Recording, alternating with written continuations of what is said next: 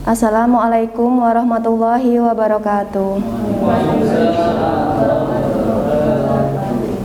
Innal hamdalillah nahmaduhu wa nasta'inuhu wa nastaghfiruh wa na'udzubillahi min syururi anfusina wa min sayyiati a'malina may yahdihillahu wa may yudlil fala hadiyalah. Asyhadu an la ilaha illallah wa asyhadu anna Muhammadan abduhu wa rasuluh, amma ba'du. Pertama-tama marilah kita panjatkan puji syukur kehadirat Allah Subhanahu wa taala atas limpahan rahmat serta hidayahnya kita bisa berkumpul di mushola ini dalam keadaan sehat walafiat. Sholawat dan salam marilah kita sanjung tinggikan kepada beliau Nabi besar Muhammad sallallahu alaihi wasallam, keluarga beserta para sahabatnya yang kita nantikan syafaatnya di yaumil akhir nanti. Baiklah Bapak Ibu jamaah sholat zuhur yang dirahmati oleh Allah Subhanahu wa taala. Pada kesempatan siang hari ini, kajian Ramadan akan disampaikan oleh Bapak Hendra Saputra SE dengan tema jadikan setiap aktivitas kita bernilai ibadah di sisi Allah Subhanahu wa taala. Kepada yang terhormat Bapak Hendra dipersilahkan. Bismillahirrahmanirrahim. Assalamualaikum warahmatullahi wabarakatuh. Alhamdulillahirabbil alamin, wassalatu wassalamu ala asyrafil anbiya'i wal mursalin sayyidina ya maulana Muhammadin wa ala alihi wa ashabihi wasallim ajma'in. Segala puji bagi Allah, Tuhan alam semesta yang telah mengkaruniakan kita begitu banyak nikmat. Tentu sudah sepatutnya sebagai seorang hamba kita selalu bersyukur atas nikmat-nikmat tersebut. Dan nikmat-nikmat tersebut tidak hanya sebatas rezeki yang kita berikan, yang Allah berikan kepada kita berupa uang, makanan dan lain sebagainya. Namun mata ini masih dapat menangkap cahaya, itu merupakan bagian daripada nikmat sehingga kita masih dapat melihat, membaca dan lain sebagainya.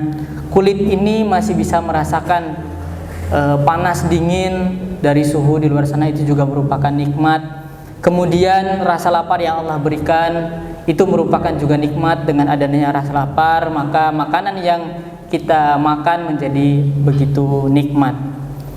Tak lupa juga salawat dan salam selalu kita haturkan kepada Nabi Agung Muhammad sallallahu alaihi wasallam, yang mana beliau merupakan pemimpin para nabi, manusia terbaik, dan juga barang siapa yang berselawat kepada beliau maka Allah tambahkan 10 kali tambahan rahmat kepadanya. Dan semoga Allah dengan kemurahan-murahannya memudahkan kita untuk menjadikan beliau sebagai suri tauladan kita dalam kehidupan sehari-hari, dan tentunya kita mengharapkan selalu syafaatnya di yaumil akhir nanti. Bapak Ibu yang dirahmati Allah, kajian kali ini saya mencoba untuk berbagi sedikit bagaimana menjadikan setiap aktivitas kita dalam kehidupan sehari-hari bernilai ibadah di sisi Allah Subhanahu wa taala. Tentunya saya berbicara di sini bukan berarti saya lebih pandai dari Bapak Ibu sekalian, namun semata-mata hanya untuk berbagi, kemudian untuk mengharapkan berkah dari ilmu apa yang saya dapatkan. Tentu ilmu tidak akan bermanfaat bagi saya dan bagi panjenengan semua kalau saya simpan sendiri. Maka dari itu pada kesempatan kali ini saya mencoba untuk berbagi sedikit ilmu yang saya punya. Semoga nanti menjadi ilmu yang bermanfaat, ilmu yang berkah untuk saya pribadi dan tentunya untuk Bapak Ibu sekalian. Amin ya rabbal alamin. Bapak Ibu, para ulama biasa menjelaskan suatu kaidah bahwa setiap amalan yang statusnya mubah seperti makan, minum, tidur, atau bahkan berhubungan suami istri bisa mendapatkan pahala dan bernilai ibadah. Nah, apabila diniatkan untuk melakukan ibadah. Nah, sebagaimana An-Nawawi dalam Syarah Muslim mengatakan, sesungguhnya perbuatan mubah jika dimaksudkan dengannya untuk mengharapkan ridha Allah Ta'ala, maka ia akan berubah menjadi sesuatu ketaatan dan akan mendapatkan balasan atau ganjaran dari Allah Subhanahu wa Ta'ala. Nah, kebiasaan berubah menjadi ibadah dengan niat yang soleh, dengan niat yang baik. Nah, yang dimaksud di sini dengan kebiasaan adalah perbuatan yang biasa kita lakukan atau manusia pada umumnya lakukan untuk mendapatkan manfaat dunia saja, seperti makan, minum, tidur, misalkan bekerja dan lain sebagainya. Nah, kaidah ini menjelaskan tentang keberadaan amalan dan aktivitas yang termasuk dalam kategori mubah, ya, hukum asalnya mubah, namun bernilai ibadah apabila diiringi dengan niat yang soleh atau niat yang baik. Nah, bagaimana kita merealisasikan itu dalam aktivitas kita sehingga aktivitas kita dalam kehidupan sehari-hari menjadi bernilai ibadah di sisi Allah? Maka di sini saya mencoba sedikit untuk berbagi kepada Bapak Ibu sekalian. Nah, kita dituntut untuk memunculkan perasaan ta'abud atau peribadahan di dalam hati setiap kali hendak mengerjakan aktivitas-aktivitas kita sehari-hari. Nah, dan juga ketika mengerjakannya. Jadi artinya bahwa sebelum kita mengerjakannya, kita menanamkan di dalam hati dan pikiran kita bahwa apa yang akan kita kerjakan ini adalah sebagai ibadah. Ya, sebagai ibadah, sehingga dengan niat yang baik tadi ditanamkan, niat yang baik kemudian kita tekankan lagi di dalam hati kita ketika akan melakukan, dan ketika melakukannya niatkan sebagai ibadah, maka akan dinilai sebagai ibadah dan mendapatkan pahala. Nah, jadi setiap aktivitas itu mendapat. Tapi juga sebaliknya, jika amalan-amalan yang mubah tadi disertai dengan niat yang buruk, niat yang jelek, maka amalan-amalan yang tadi awal hukumnya adalah mubah, itu juga bisa berubah menjadi maksiat dan mendapatkan ganjaran dosa. Nah, maka kita berhati-hati di sini terkait dengan niat. Sebagaimana hadis Umar bin Khattab dari Rasulullah SAW yang bersabda, "Innamal a'malu binniyat wa innama likulli imri'in ma nawah." Yang artinya, sesungguhnya semua amalan itu dikerjakan dengan niat dan setiap orang mendapatkan apa yang dia niatkan. Hadis riwayat Al-Bukhari nomor 1 dan Muslim nomor 1907. Lalu bagaimana kita menerapkan kaidah ini di dalam kehidupan kita sehari-hari? Nah, kita contohkan yang paling rutinitas, yang paling sering kita lakukan atau setiap hari pasti kita lakukan, kalau tidak sehari setidaknya 2 kali, atau kalau di luar Ramadan mungkin kita 3 kali atau 4 kali sehari, yaitu makan dan minum. Pada asalnya makan dan minum ini adalah keseharian yang mubah. Ya, seorang tidak, artinya mubah itu seseorang ketika melakukannya tidak mendapatkan pahala atau tidak mendapatkan dosa, juga tidak mendapatkan dosa, ya. Jadi artinya seseorang ketika melakukannya tidak mendapatkan pahala juga tidak mendapatkan dosa. Namun makan ini bisa berstatus dari mubah menjadi ibadah yang bernilai ibadah dengan niatan bahwa kita sebelum makan meniatkan bahwa makanan yang kita makan ini untuk memenuhi kebutuhan tubuh kita, untuk memenuhi hak tubuh kita, sehingga tubuh kita ini mempunyai kekuatan untuk melakukan ibadah-ibadah yang diwajibkan oleh Allah. Dalam artinya bahwa makanan yang kita makan kita niatkan untuk ketaatan kita kepada Allah, selain untuk memenuhi haknya daripada tubuh kita itu. Nah, kemudian tidak cukup dengan niat, tentu juga dengan adab-adab syar'i. Misalkan makan dengan menggunakan tangan kanan, kemudian diawali dengan berdoa menyebutkan nama Allah, katakanlah bismillah, seperti itu. Sehingga dengan makan dan minum itu nanti akan menjadi kekuatan tubuh kita, kemudian kita mampu untuk melakukan ibadah-ibadah lainnya, kemudian muncul di situ ketaatan kepada Allah dari sarana makanan dan minuman itu. Nah, yang demikian itu, waktu yang dihabiskan untuk makan dan minum itu menjadi nilai ibadah dan termasuk bentuk taqarrub yang mendatangkan pahala bagi yang melaksanakannya. Nah, kemudian contoh yang lainnya apa? Membeli barang-barang seperti kendaraan, pakaian, rumah, dan lain-lainnya. Nah, ini juga perkaranya, ini perkara yang mubah. Ya, asal perkaranya adalah mubah.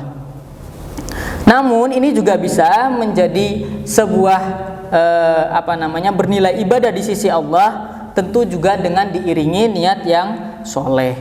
Misalkan kita membeli kendaraan dengan niat untuk memperlancar ibadah kita, misalnya karena masjidnya jauh, kita beli kendaraan supaya ke masjid lebih mudah. Kalau menggunakan motor katakan kehujanan, maka kita beli mobil biar tidak kehujanan. Seperti itu. Maka niat yang demikian, niat yang baik itu untuk ketaatan kepada Allah, maka itu juga akan bernilai ibadah di sisi Allah. Kemudian ada lagi contohnya, kita membeli pakaian, misalkan kita membeli pakaian, itu juga awalnya adalah mubah. Namun ketika kita membeli pakaian dengan tujuan bahwa kita membeli pakaian untuk menunaikan kewajiban kita sebagai seorang muslim untuk menutup aurat dan menjaga kehormatan kita, maka itu juga akan bernilai ibadah. Nah, kemudian contoh lagi yang lainnya seperti memakai jam tangan misalnya. Ini jam tangan ini juga mubah sebenarnya. Ini juga mubah. Tetapi bagaimana memakai jam tangan ini mendapatkan nilai pahala? Nah, ketika kita niatkan memakai jam tangan ini untuk mengatur waktu kita supaya tidak melakukan kelalaian, katakanlah, untuk menunaikan janji-janji yang sudah kita buat. Nah, dengan demikian maka memakai jam tangan juga bernilai ibadah. Kemudian selanjutnya adalah berangkat menuju tempat kerja. Nah, ini juga asalnya adalah termasuk kebiasaan yang mubah. Ya, artinya juga sama, seseorang tidak diberikan pahala ataupun mendapatkan dosa ketika mengerjakannya. Menjadikan setiap aktivitas itu menjadi bagian dari amal solehnya. Kita tahu kalau satu hari kita hidup itu kan 24 jam, di mana kita bekerja kurang lebih 7-8 jam. Kita habiskan waktu di tempat kerja. Ya. Nah, di mana sebagian besar waktu itu kita lakukan untuk bekerja, di mana kalau kita tidak melakukannya dengan niat yang baik, maka itu tidak ada nilai ibadahnya di sisi Allah. Maka kita niatkan berangkat bekerja untuk mendapatkan rezeki yang halal. Rezeki yang halal kita niatkan untuk mencukupi atau memenuhi kebutuhan dari orang-orang yang kita tanggung, contohnya anak, istri, katakanlah orang tua, laki-laki, sehingga kebutuhan mereka itu tertunaikan, kemudian tercukupkan, sehingga tidak meminta-minta kepada orang lain, menjadi sarana kewajiban bagi seorang laki-laki memberikan nafkah, maka ini juga akan bernilai ibadah. Sebagaimana hadis Sa'ad bin Abi Waqqas radhiyallahu anhu, Nabi Shallallahu Alaihi Wasallam bersabda, sesungguhnya engkau tidaklah memberikan nafkah yang dengannya engkau mengharapkan ridho Allah, kecuali pasti diberi pahala atasnya sampai makanan yang engkau suapkan ke mulut istrimu. Hadis riwayat Al-Bukhari nomor 56. Nah, kemudian selanjutnya adalah tidur. Kita tahu setelah bekerja mungkin 8 jam, waktu terbanyak yang kita habiskan setiap harinya adalah tidur. Nah, tidur ini juga mubah, ya mubah. Artinya kita tidur itu hukum asalnya itu adalah mubah. Ketika dilakukan itu kita tidak mendapatkan pahala atau tidak mendapatkan dosa. Nah, kemudian bagaimana waktu yang panjang ini yang kita gunakan untuk tidur tidak sia-sia sehingga menjadi bernilai ibadah? Maka di sini kembali lagi kepada niat. Maka mari Bapak Ibu kita tidur, kita niatkan untuk kita niatkan untuk memenuhi haknya tubuh. Karena kita tahu tidur itu adalah kebutuhannya tubuh kita masing-masing. Saya rasa tidak ada orang di dunia ini yang tidak butuh tidur. Pasti butuh tidur. Namun tidurnya bagaimana caranya supaya tidur yang kita lakukan itu bernilai ibadah? Maka kembali lagi kepada niatnya. Maka kita niatkan untuk mencukupi kebutuhan dari tubuh kita. Kemudian maka dengan tidur itu sehingga anggota badan kita yang semulanya capek, lelah karena aktivitas kita sehari-hari, kemudian menjadi segar kembali sehingga kita menjadi lebih fokus, lebih khusyuk dalam melakukan ibadah. Nah, hal yang seperti inilah yang dinamakan tidur yang bernilai ibadah. Nah, tentu juga dengan memperhatikan adab-adab syar'inya. Misalnya menghadap dengan bagian tubuh sebelah kanan, kemudian membaca zikir-zikir yang disunahkan sebelum tidur, kemudian berwudu sebelum tidur, dan lain sebagainya. Tentu juga tidur juga tidak jangan sampai niat yang baik tetapi malah menimbulkan mudarat yang besar. Contohnya, karena tidur itu bisa bernilai ibadah, maka ya udah tidur saja sehingga melewatkan waktu zuhur, waktu asar, waktu subuh. Nah, itu juga tidak memberikan nilai ibadah, namun melainkan menimbulkan kemaksiatan dan diberikan ganjaran dosa. Kemudian yang terakhir itu adalah wisata atau bertamasya. Nah, ini yang paling senang ini ya, yang paling senang. Nah, bagaimana caranya kita menjadikan pikniknya kita, wisatanya kita itu menjadi sesuatu yang bernilai ibadah? Nah, karena asalnya memang ini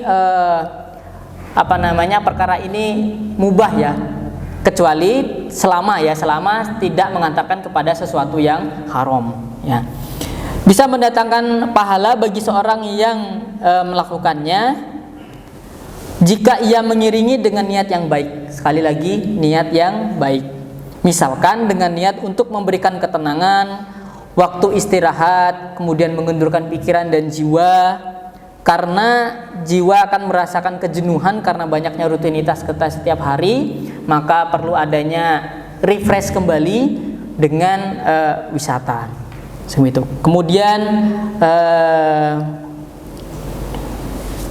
Kemudian selain itu juga menikmati pemandangan keindahan alam dan semisalnya itu dengan niat mempelajari, mengakui kekuasaan dan keagungan Allah melalui ciptaannya sehingga kita benar-benar yakin dan percaya atas kebesaran dan tanda-tanda kekuasaan Allah. Nah, yang demikian ini dapat menjadikan tamasya dan wisata kita atau rekreasi kita menjadi bernilai ibadah. Namun Bapak Ibu sekalian, perlu kita pastikan kembali ya, jangan sampai kegiatan atau wisata yang kita lakukan malah sebaliknya menimbulkan mudarat yang besar, karena wisata dan piknik itu berpotensi untuk menghadirkan mudarat yang besar. Nah, tidak sedikit orang yang bertamasya sehingga melalaikan kewajibannya seperti sholat dan lain sebagainya. Berapa banyak orang-orang yang berpiknik, berwisata, malah di sana bermaksiat. Ya, seperti kita ketahui kalau di tempat wisata, pemandian dan lain sebagainya, di mana seseorang itu cenderung untuk membuka auratnya, nah itu lebih banyak mudaratnya, maka sebaiknya tidak dilakukan karena mudaratnya lebih besar.